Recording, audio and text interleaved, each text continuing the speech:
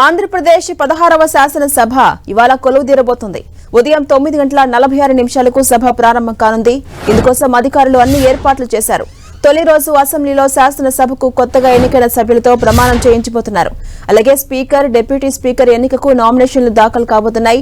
ఇవాళ ఉదయం సభ ప్రారంభం కాగానే అసెంబ్లీ కార్యదర్శి ప్రొటెం స్పీకర్ గోరంట్ల బుచ్చయ్య చౌదరిని సభాపతి స్థానానికి ఆహ్వానిస్తారు. సభాపతి స్థానంలో గోరంట్ల కూర్చున్న తర్వాత సభ్యులతో ప్రమాణ స్వీకార కార్యక్రమం ప్రారంభిస్తారు.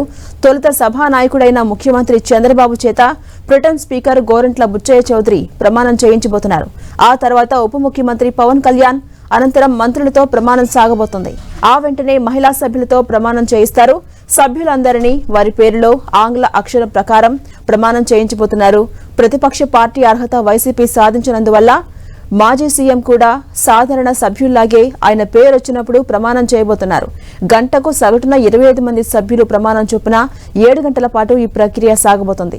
తొలి రోజే వర్కింగ్ లంచ్ తో కలిపి దాదాపు సభ్యులందరి చేత ప్రమాణం చేయించే అవకాశం ఉంది.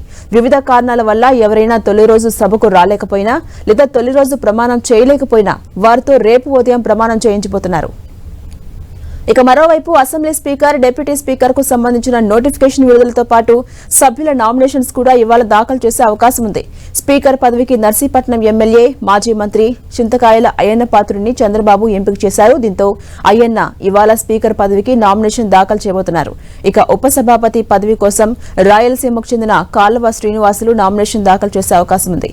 చీఫ్ విప్ గా టీడీపీ మరో సీనియర్ నేత ధూళిపాల నరేంద్ర వ్యవహరించబోతున్నారు.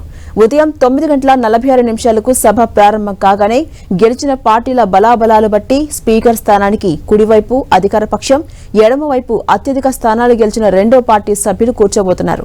రేపు సభ్యులందరి ప్రమాణం అయిపోయాక సభకు స్వల్ప విరామం ప్రకటించి స్పీకర్ గా ఎన్నికైన వారిని పేరు ప్రొటెం స్పీకర్ ప్రకటించబోతున్నారు. సభలోని అన్ని పార్టీల నేతలు కలిసి నూతన స్పీకర్ ను సభాపతి స్థానంలో కూర్చోబెడతారు. ఆ తర్వాత స్పీకర్ ను ఉద్దేశించి తొలుత సభానాయకుడైన ముఖ్యమంత్రి చంద్రబాబు, ఇతర ఎమ్మెల్యేలు మాట్లాడతారు. వీటికి స్పీకర్ సమాధానం ఇచ్చాక సభ నిరవధికంగా వాయిదా పడనుంది. ఇక సభకు హాజరు కావడానికి ముందు టీడీపీ ఎమ్మెల్యేలంతా ముందు ఎన్టీఆర్ విగ్రహానికి నివాళులర్పించబోతున్నారు. వెంకటపాలెంలోని ఎన్టీఆర్ విగ్రహానికి సీఎం చంద్రబాబుతో పాటు మంత్రులు, ఎమ్మెల్యేలంతా ఉదయం 9 గంటలకు నివాళులర్పిస్తారు. అనంతరం అక్కడి నుంచి అసెంబ్లీకి వెళ్లబోతున్నారు.